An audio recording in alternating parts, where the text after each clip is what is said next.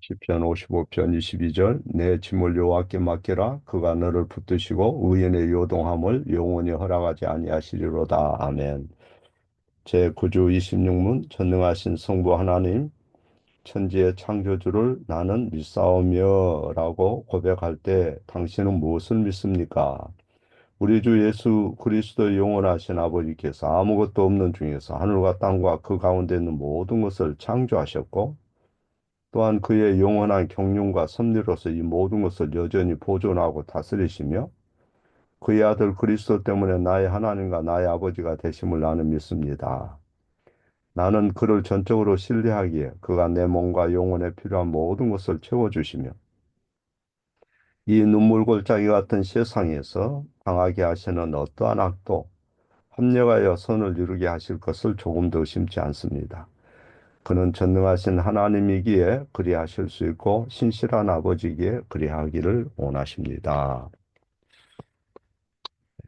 로마서 8장 28절에 보면 하나님을 사랑하는 자에게 모든 것이 합력하여 선을 이룬다 이렇게 말씀하셨고 또 시편 55편 22절은 내 짐을 여호와께 맡기라 그가 너를 붙드시고 의인의 요동함을 영원히 허락치 아니하시리라 이런 말씀이 있죠.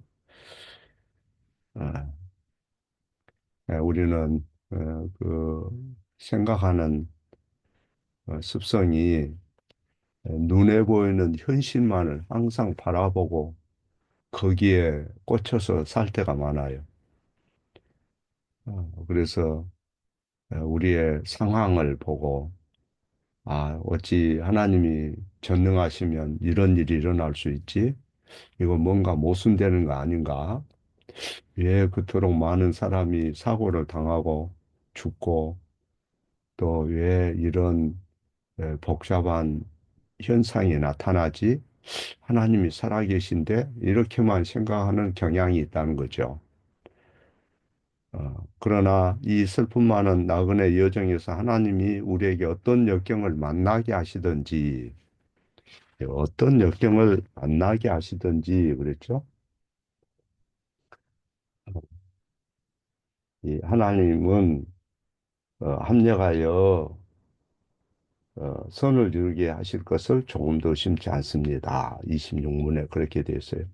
이 눈물골짜기 같은 세상에서 당하게 하시는 어떠한 악도 당하게 하시는 어떠한 악이라 이렇게 되어 있죠. 예, 모든 악도 그분으로부터 그분과 무관한 건 아니다. 그러나 하나님은 죄의 조장자는 아니죠.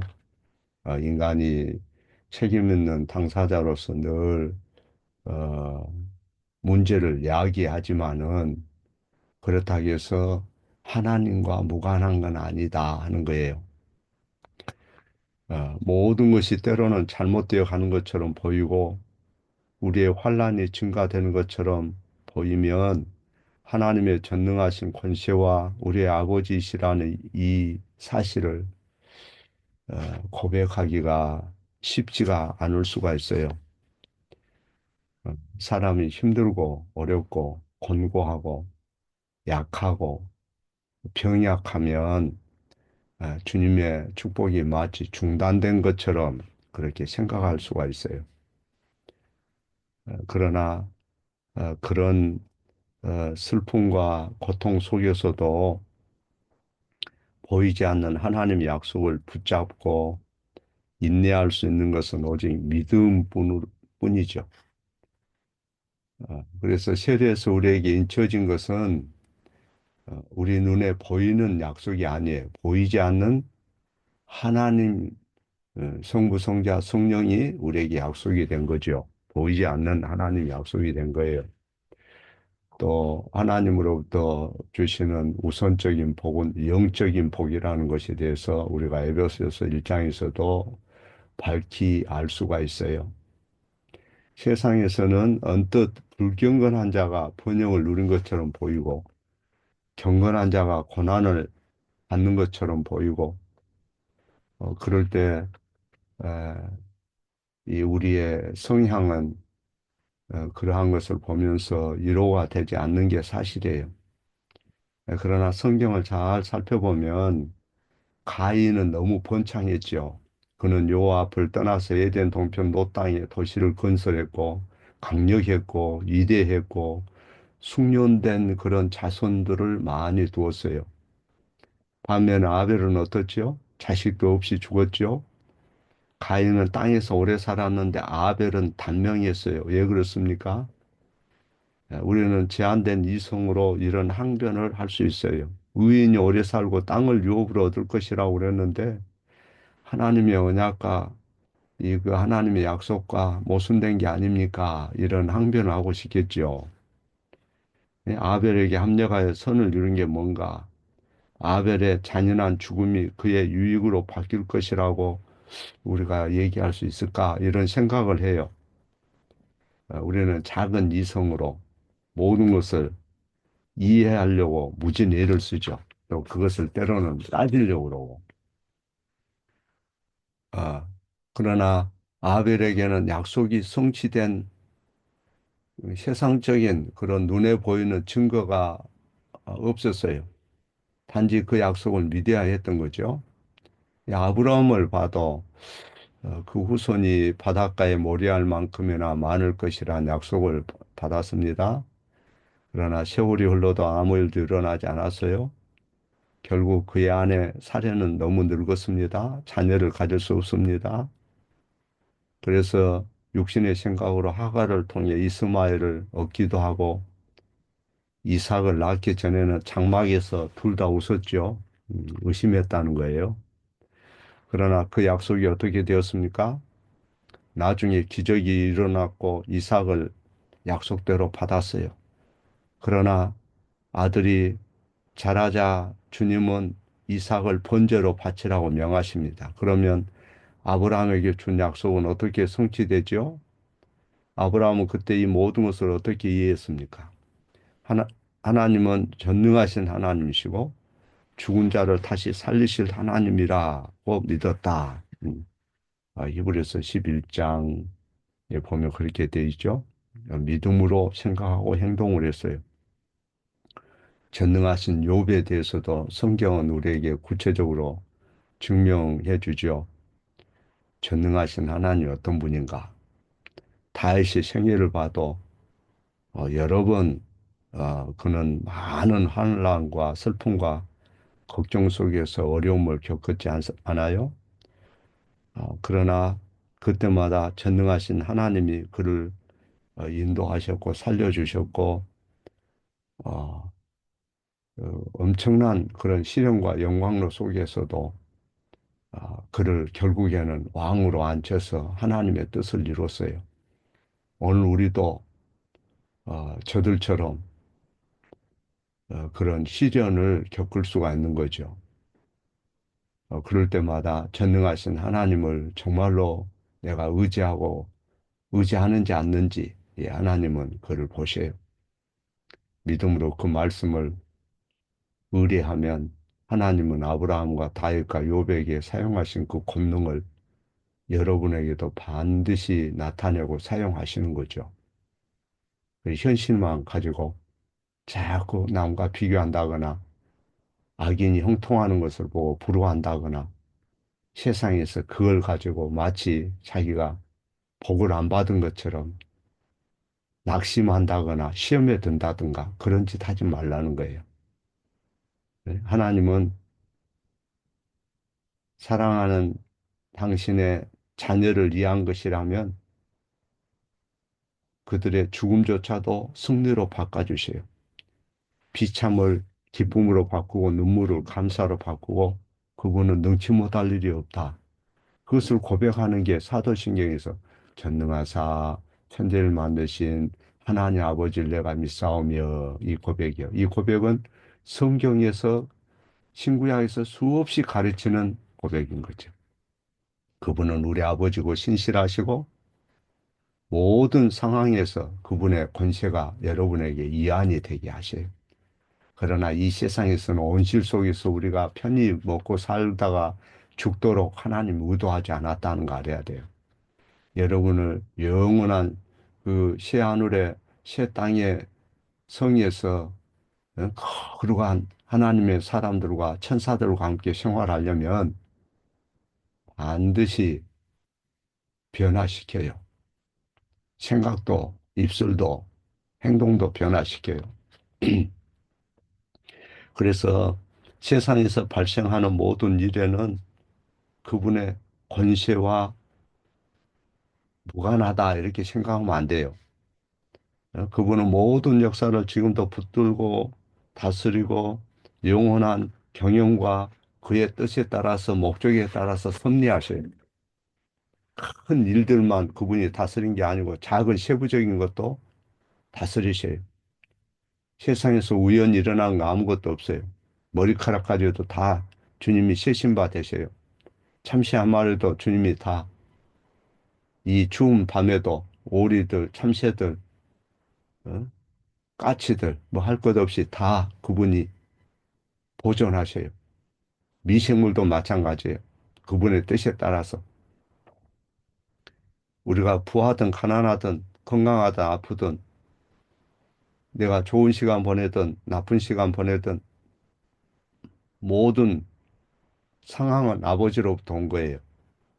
물론 인간의 책임이 없다는 건 아니에요. 음, 하나님의 주권이나 하나님의 예정은 인간의 책임을 배제하는 게 아니에요. 수단까지도 다 주님이 계획을 하셔요. 그것을 이해하면 얼마나 성경을 보는 눈이 열리겠어요. 그러나 우리를 운명론적으로 모든 것을 숙명론적으로 생각하면 안 된다는 거 알아야 돼. 책임 있는 당사자는 거 알아야 돼요.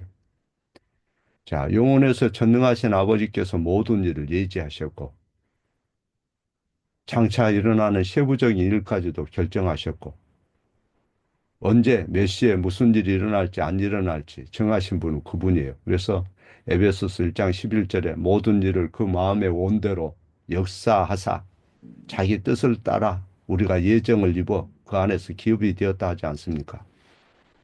이 말씀은 운명적인 어떤 철학을 얘기하는 게 아니라 철학이 아니에요. 그분은 전능하시고 모든 지혜를 갖고 모든 지식을 갖고 계시고 하늘이든 땅이든 발생하는 모든 복잡한 것을 그분이 통치하고 계신다는 거, 통치하고 계신다. 심지어 마귀와 그 악한 영들이 그분의 뜻에 반하는 행동을 할 때조차도 하나님의 통제에서 벗어나는 일은 없다 하는 것을 가르치는 거예요. 그분의 무한한 지혜와 권세로 그분의 뜻과 목적을 하나님이 청사진을 짜고 섭리하고 이 세상에서 사악한 일들, 악한 일들까지도 하나님이 간섭하셔서 선을 이루게 하겠다. 그러니까 그리스도인의 미래가 어두워 보일 때도 온전히 통제할 수 있는 분이에요. 교회 원수들이 마지막 때 하나님의 백성을 철저히 짓밟아서 모든 슬픔과 말로 이루 표현할 수 없는 고통을 안겨준다 할지라도 그때도 하나님을 경외하는 자에게는 합력하여 선을 이루게 하신다. 이 말씀을 믿어야 돼요. 주님이 산상수훈에서 말씀하시잖아요. 공중의 새들을 봐라. 이 추위에 비둘기, 오리, 참새들 주님이 다 보호하신단다. 들의 꽃들을 한번 생각해 봐라. 매일 아궁이에 튀어주는 풀 한 포기. 거기에 백합화라는 것은 하루살이 그 식물이에요. 하루 피고 그냥 그 시들어지는 거예요. 그러한 것도 아버지께서 돌보지 않냐. 그 꽃의 영화가 얼마나 아름답냐. 아주 우리 눈에 사소하고 작아 보여도 지극히 작은 세부적인 모든 것을 그분이 먹이고 입히고 알아서 한단다. 하물며 너희일까 보냐. 믿음이 적은 자들아. 그러잖아요. 너무 걱정하지 말라. 걱정하면 아무것도 못해요. 걱정하면 담대해야지. 담대해야 돼. 걱정하고 막 스트레스 받잖아요. 그러면 옆에 사람 쳐다보는 것도 부담스럽고 밥 먹는 것도 부담스럽고 옆에 사람이 아무리 맛있는 거 사줘도 입에 안 들어가요. 전능하신 아버지는 죽어 계신 분이 아니에요. 그분의 손 안에서 우리는 안전해요. 어려움 속에서도 하늘 아버지께서 보살펴고 계시기 때문에 그렇게 걱정하지 않아도 돼요. 새들도 돌보시고 풀도 돌보시는데 자기 아들을 죽음에 내어주신 그분이 여러분을 더 보살피지 않겠어요? 그래서 시편 55편 22절에 내 짐을 여호와께 맡겨버리라. 그가 너를 붙드시고 의인의 요동함을 영영이 허락치 아니하리라. 의인의 요동함을 허락치 않는다. 그렇다면 우리의 육체와 영혼에 필요한 모든 것을 공급하실 것이라는 고백은 어떤 의미입니까? 내가 암으로 진단을 받을 수도 있어요. 그럴 때도 그분이 내 몸에 필요를 제공합니까? 우리가 슬픔 가운데 있을 때 우리 영혼을 위해서 그분이 뭔가를 공급하십니까? 맞아요. 그거 맞아요. 하나님 아버지께서 그리스도 예수 안에서 여러분의 몸과 영혼에 필요한 것을 너무 잘 아세요. 모든 필요를 공급하시고 내가 나를 아는 것보다 더 잘 아셔요. 단지 우리는 그분의 길을 이해를 못한 게 문제예요. 때로는 여러분이나 저나 몸에 질병이 필요할 수 있어요. 하나님의 시각에서. 우리 영혼은 슬픔이 필요할 수가 있어요. 하나님의 관점에서. 그 정확한 이유를 우리는 알지 못할 뿐이에요. 그래서 이 세상은 정말로 수고와 슬픔밖에 없는 거예요. 나는 내게 왜 질병이 왔지? 내게 왜 이런 암이 왔지? 내가 왜 이렇게 고통 가운데 있지? 그걸 몰라요. 그 모든 것이 우리를 사랑하신 분에게 왔다는 것. 어? 그렇다 해서 그분이 죄의 조작자가 아니라는 거죠. 어, 그분의 허락 가운데 왔고, 그분이 통제하신다는 사실을 여러분이 동의하든 않든 하나님은 실제로 통제하셔요. 그리고 마지막, 결국에는 전능하신 그 아버지, 또 우리 주님이 강림하신 그날에는 모든 것이 완전해져요. 그 후에는 저주가 없어요. 그분이 실제로 우리 가운데 거하시고 낙원이 회복되고 그때 주님이 우리 눈에서 눈물을 닦아주시고 슬픔도 죽음도 고통도 없고 새 하늘 새 땅에 내려온다 하지 않습니까? 그때는 이제 비로소 모든 안개와 같은 것이 거쳐지고 깨닫게 될 거예요. 얼마나 하나님이 그리스도 예수 안에서 우리를 아끼고 사랑했는지 어떻게 우리를 돌봤는지 그때야 이제 아, 내가 정말로 짐승이었군요. 내가 고데기 같이 살았군요. 그때는 알고 감탄할 거예요.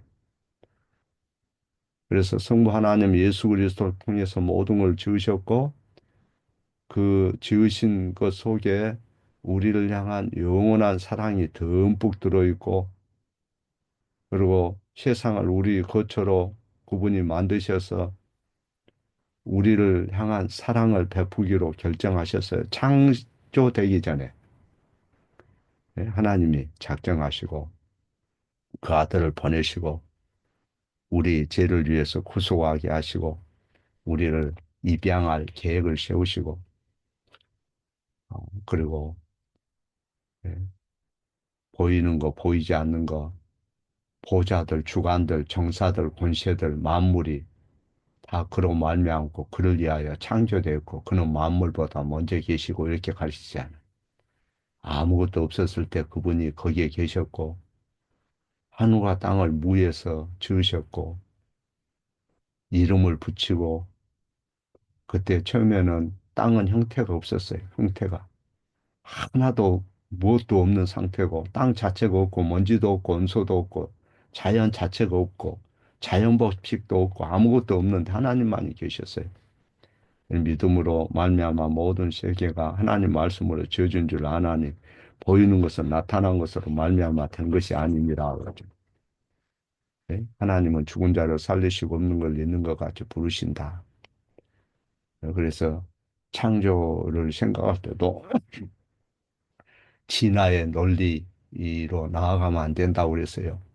창조와 진화를 타협하려고 시도하는 것은 하나님 모욕하는 것이고 전능자를 인정하지 않는 거예요. 창조와 인간의 어떤 지식을 체계화한 과학을 가지고 성경과 과학을 조화시키려고 하는 것, 그것도 아주 어리석은 거예요. 하나님만이 영원하고 그분만이 시작이 없고 아무것도 없을 때 그분이 모든 것을 지었어요. 그가 없이는 하나도 된 것이 없느니라. 그분이 말씀하시며 모든 것이 생겨났고 모든 만물이 복종했고 모든 것이 새로워졌어요. 그래서 전능하사 천지를 만드신 하나님 아버지를 내가 믿사오며 그의 아들 우리 주 예수 그리스도를 믿사오니 이 말을 아무 생각 없이 마치 저 무당들이 지키는 것처럼 함부로 그렇게 얘기하면 안 된다는 거 생각이 있어야 돼요 이제. 그분이 우리 하나님 되시고 아버지 되시고 그 아들을 통해서 온전한 구원을 약속하셨고 그 약속을 지키는데 신실하시고 그 모든 것은 신뢰해야 되고 신뢰할 수 있는 것이고 확실한 거예요. 주님을 믿는 자는 수치스럽게 되지 않아요. 그 약속을 믿고 생명으로 여기는 자, 그 언약을 주님이 영원히 지켜요. 그리고 모든 어려움을 결국은 유익으로 바꿔요. 모든 일을 완전케 하고 낙원을 회복하고 모든 저주가 없어지고 그 영광 중에 주님이 여러분을 세울 거예요.